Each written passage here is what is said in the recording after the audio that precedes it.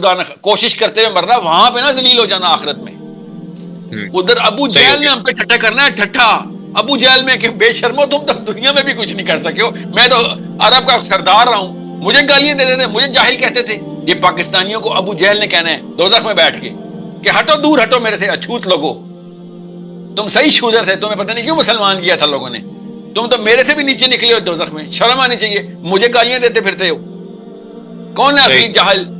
جاہل کون ہے اصلی؟ یہ کون بولے گا؟ یہ ابو جہل پاکستانیوں کے بارے میں بول رہا ہوگا کہ جو اپنی ہر چیز کو اوکے کر کے اور اس کو اسلام کے اندر فٹ کرنے کی کوشش کرتے ہیں. پارلیمنٹ ہاؤس والے یا لبرل جو ہیں وہ انٹلیکچوئلزم کا نام دیتے ہیں کہ بڑا انٹلیکچوئل آدمی ہے یار، یہ سیکولرزم کو پوری طرح جانتا ہے. فریڈرک نیچے ڈیکارٹین ڈوستویفسکی کی کتابیں پڑھ کے اس نے پوری میٹرکس بنا لی ہوئی ہے. Where the human liberation is going to come from his third generation sperm, that's his definition of intellectualism. اور یہ مسلمان علماء کرام کے اور مذہبی لوگوں کے جو سیکٹر ہیں سارے، وہ یہ کیا کریں کہ بس ہمارا قوم پہ زوال آیا ہوا ہے، قوم پہ زوال آیا ہوا ہے، بس تم اپنا تزکیہ کرو، اپنا تزکیہ کرو، اپنے آپ کو بچاؤ، پہاڑوں میں جانے کا ٹائم آ گیا.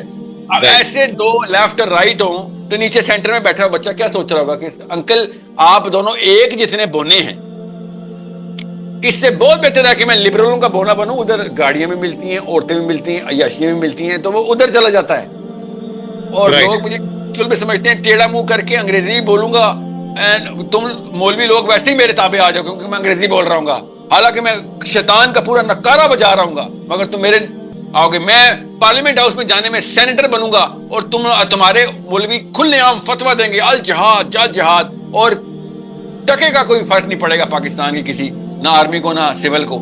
اور جب انڈیا حملہ کرے گا تو ہم جہاد فی سبیل اللہ، جو قاتلون فی سبیل اللہ کرتے کرتے باہر آئیں گے اور اسی اسلام کو یوز کریں گے. سوچیں ہو کیا رہا ہے ہمارے ساتھ. میں جذبات میں نہیں یہ بات کر رہا ہوں، خدا کی قسم انٹلیکچوئل ڈسکورس دیا میں نے آپ کو. I gave you the landscape of how the human mind is being confused. وہ بات اس طرح سے پھر نکلتی ہے کہ جناب یہ تو انگلش میں بتا رہے ہیں، یہودیاں دی لینگویج یوز کر رہے ہیں. if I get میں تو دین کا دائی ہوں اور یہ بتاتا ہوں کہ بھائی خدا کا واسطہ خوش نہ ہو جانا اپنی حالات کے اوپر. تم کچھ نہیں ہو، تم ابھی آپ کو بتایا گورے کے جوتے کے نیچے لگے ہوئی ڈسٹ ہیں ہم اس وقت. یہ موٹیویشنل اسپیکنگ ہے؟ نہیں سر، ہمیں نکلنا پڑے گا اور آخرت میں بھی اس سے بھی زیادہ ذلیل ہوں گے. آخرت میں بھی انہی گوروں کے جوتوں کی ڈسٹ ہیں ہم، اگر یہ کام نہ چھوڑا. وہ دوزخ میں ہوں گے، ہم بھی ان کے دوزخ کے جو گورے جو دوزخ میں بیٹھے ہوں گے، یہ لوگ جتنے بھی پاور میں، نتنیاہو اس کے پیروں کی پوجا ہی کر رہا ہوگا، وہاں پہ بھی نریندر مودی بھی ادھر ہی بیٹھا ہوگا، ہم بھی وہاں پہ میں بیٹھ کے یہ ڈرا رہا ہوں بچوں کو کہ بھائی تم کیا کر رہے ہو؟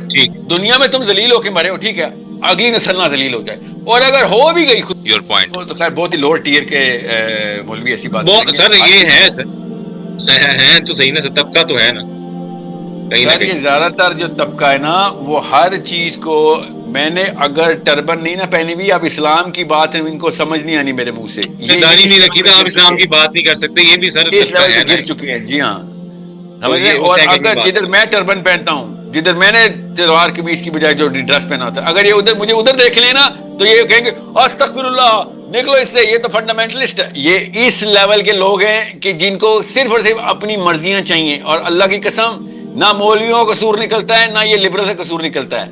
اینڈ میں نکلتا اندر کا شیطان خود ہے، جو چاہتا ہی یہ تھا میں کہ مجھے ادھر بھی آسانی ملے ادھر بھی آسانی ملے، نہ مجھے لڑائی کرنی پڑے، جب جہاد کرنا پڑے، نہ کوئی خاص قسم کی قربانیاں دینی پڑے، میں بس سیٹل ہو کے بس مارا جاؤں، ادھر ہی بوڑھا ہو جاؤں. میں بھی میرا بھی کام ہے جس طریقے سے میرا دادا میرے پہ حکومت کرتا رہا، میں بھی اپنے پوتوں پہ، ان کی بہوؤں پہ، ان کی بیویوں پہ حکومت کروں، اپنے بیٹے کی بہو پہ بھی حکومت کروں جب تک میں زندہ ہوں. یہ ان کی رعایا ہے، رعایا.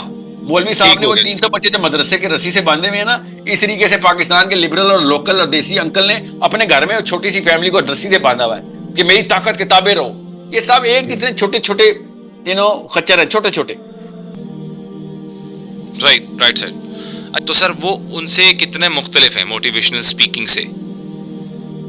موٹیویشنل اسپیکر ہوتا ہے جو آپ کے ایگو کو بوسٹ کرتا ہے، ایموشنز کو رن کرتا ہے، اور آپ کو آپ کی نا مینٹل ڈسپوزیشن کو چینج کرتا ہے کہ اٹھ اور ہمت کر چھا ان جا شارٹ. چھا جا اپنے ٹھیک ہے. تیرے اندر ایک شیر ہے، تو اقبال کا شاہین ہے، تو یہ کرے گا تو تو وہ کرے گا. ٹھیک ہے. میں وہ شہین کا ہوتا ہے بس. جو بھی کہتے ہیں اس کو، ٹونی رابرٹس کسی اور طریقے سے کہتا ہے، تو ٹھیک ہے. پاکستان کے موٹیویشنل اسپیکر کسی اور طریقے سے، سب ایک جتنے چھوٹے چھوٹے ٹٹو ہیں ایک ہی فلسفے کے. ٹھیک ہے. میرے تو سیشنز ہوتے ہیں کہ اللہ رسول نے یہ کہا ہے، تمہیں نہ کیا تو دوزخ میں سڑو گے. یہ موٹیویشن ہے؟ یہ تو وہی سنا رہا ہوں میں.